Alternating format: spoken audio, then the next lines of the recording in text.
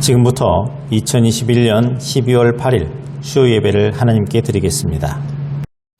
다 함께 사도신경으로 신앙 고백드립니다. 나는 전능하신 아버지 하나님 천지의 창조주를 믿습니다. 나는 그의 유일하신 아들 우리 주 예수 그리스도를 믿습니다. 그는 성령으로 잉태되어 동정녀 마리아에게서 나시고 본디오 빌라도에게 고난을 받아 십자가에 못 박혀 죽으시고 장사된 지 사흘 만에 죽은 자 가운데서 다시 살아나셨으며 하늘에 오르시어 전능하신 아버지 하나님 우편에 앉아 계시다가 거기로부터 살아있는 자와 죽은 자를 심판하러 오십니다. 나는 성령을 믿으며 거룩한 공교회와 성도의 교제와 죄를 용서받는 것과 몸의 부활과 영생을 믿습니다. 아멘. 다 함께 찬송가 455장 찬양합니다.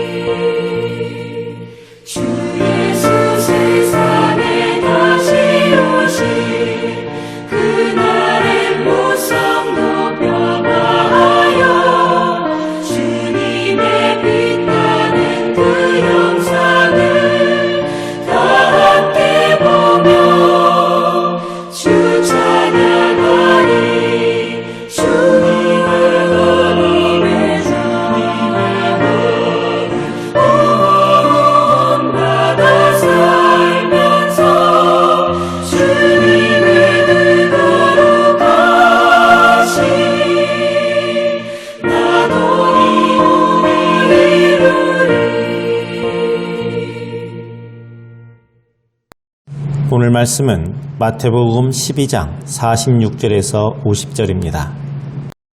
함께 봉독합니다. 예수께서 무리에게 말씀하실 때 그의 어머니와 동생들이 예수께 말하려고 밖에 섰더니 한 사람이 예수께 여짜오되 보소서 당신의 어머니와 동생들이 당신께 말하려고 밖에 서 있나이다 하니 말하던 사람에게 대답하여 이르시되 누가 내 어머니이며 내 동생들이냐 하시고 손을 내밀어 제자들을 가리켜 이르시되 나의 어머니와 나의 동생들을 보라. 누구든지 하늘에 계신 내 아버지의 뜻대로 하는 자가 내 형제요 자매요 어머니이니라 하시더라. 아멘. 할렐루야.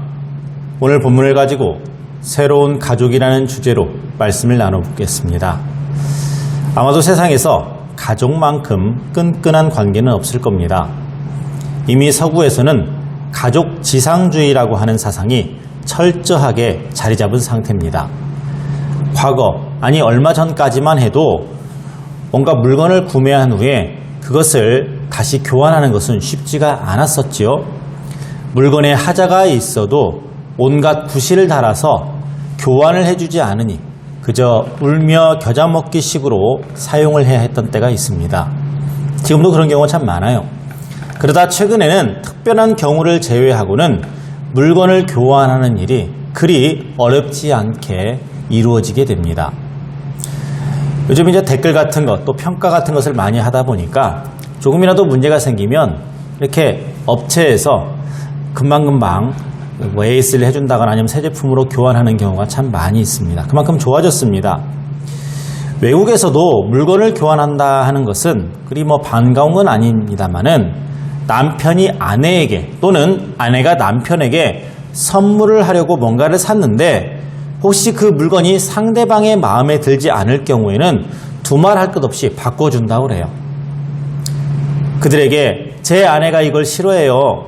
또는 제 남편이 이 디자인을 마음에 들어 하지 않습니다. 라고 하면 그 말 자체가 교환에 충분한 이유가 된다고 하는 겁니다. 가족이 가장 우선인 나라의 모습으로 우리나라도 이런 가족 지상주의 사상이 서서히 자리 잡아가고 있는 상태입니다. 물론 이런 경우가 지나치면 가족 이기주의 또는 가족 지상주의에 빠지기가 쉽습니다.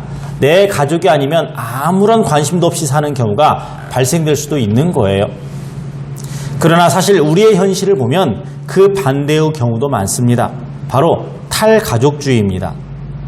우리 청소년들 한번 보세요. 자기의 고민을 가족의 누군가에게는 털어놓지 못하고 오히려 가족이 아닌 친구나 다른 사람에게 털어놓는 경우가 많습니다. 왜 그렇습니까? 가족에 대한 불신감을 가지고 있기 때문에 그렇습니다. 이처럼 가족 지상주의와 반대의 경우인 탈가족주의의 모습을 다 가지고 있는 우리에게 오늘 예수님의 말씀은 대단히 중요한 말씀이 아닐 수가 없어요. 예수님은 가족에 대해 어떤 개념을 가지고 계셨습니까? 어느 날 예수님의 어머니와 동생들이 예수님을 찾아왔습니다.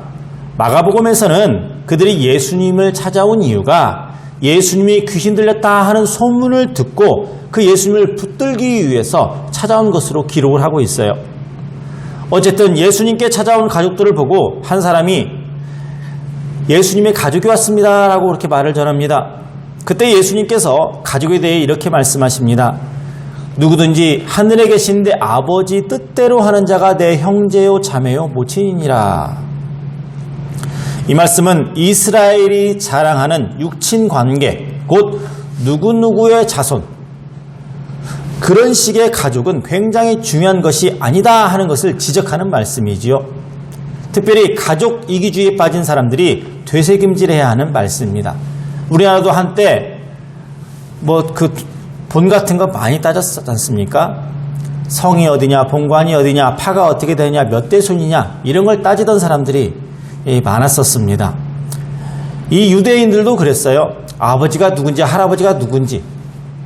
그래서 그런 어떤 계보를 따지는 것을 굉장히 중요시 여겼는데 예수님은 그러한 사상을 파괴해버리셨습니다. 사실 대부분의 성도들이 그리스도인이면서 내 가족, 우리 가족이 아니면 아무런 상관없는 것처럼 그렇게 살아가고 있지 않습니까? 사실 말은 형제라고 하면서도 중요한 것은 나누지 않고 성도 간에 어떤 문제가 생겼더라도 안면 몰수하는 경우가 얼마나 많습니까? 피해라도 안 입히면 다행이지요. 그렇다고 오늘 본문의 말씀이 혈육을 무시해라 하는 말은 아닙니다. 혈육에 대한 봉사도 모르는 사람에게서 영적인 신앙의 가족에 대한 봉사를 기대할 수 없기 때문입니다.